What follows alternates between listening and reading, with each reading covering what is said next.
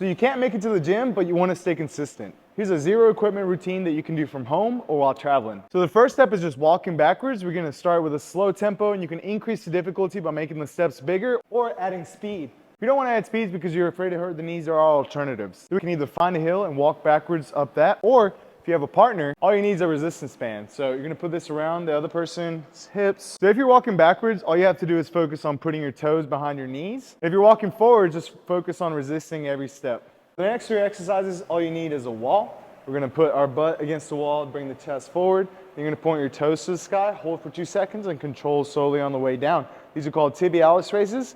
Further equals harder, closer equals easier. Up next are straight leg calf raises. We're gonna do these against the wall. So hands on the wall, bring your body about 45 degrees. You're gonna come to the point where your ankles are coming off the ground from a stretch position. You're just gonna push through all the way to the top of the toe. We're gonna do these calf raises. If you wanna make these harder, you can simply do them one leg at a time. If you want to make this easier, use both legs and come closer to the wall. After that, we're gonna go into some knee over toe calf raises, or as they're better known, bent knee calf raises.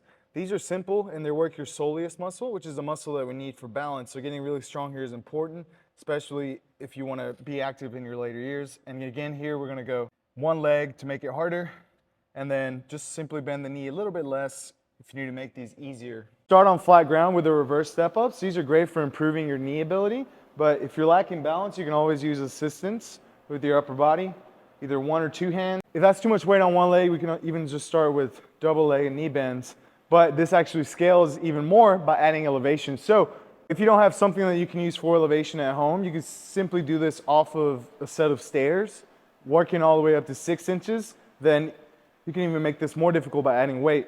But because we're doing this while traveling, you can do high reps on these step ups, focusing on whatever ability you can do with perfect form being keeping the back completely straight, only bending right here at the knee without reaching forward. So next are the ATG split squats. We can do this with a chair at home.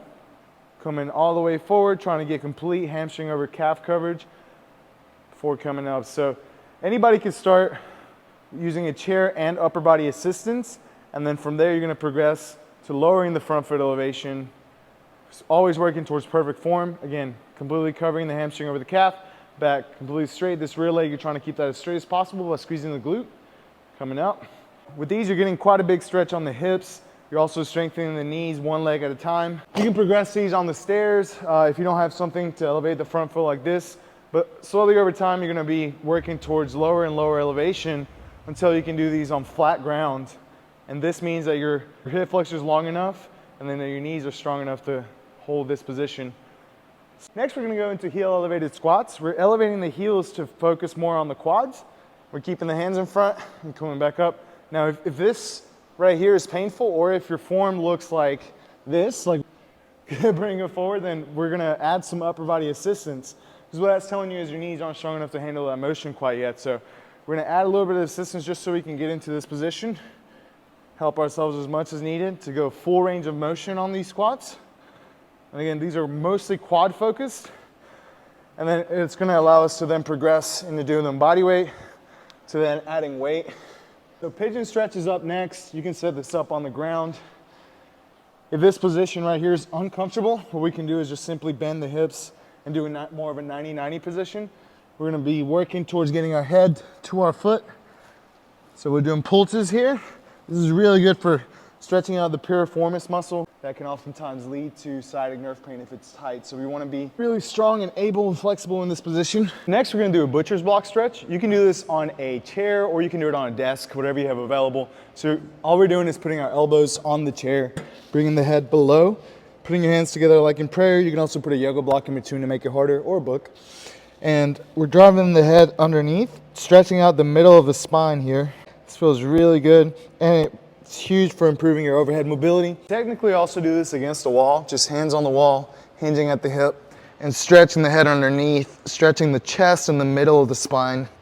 So up next, we're gonna use a couch stretch, which is very aptly named because you can actually do it on your couch at home. But here we're gonna use a chair for the purpose of showing how we can do this, all these exercises with just a chair and a wall.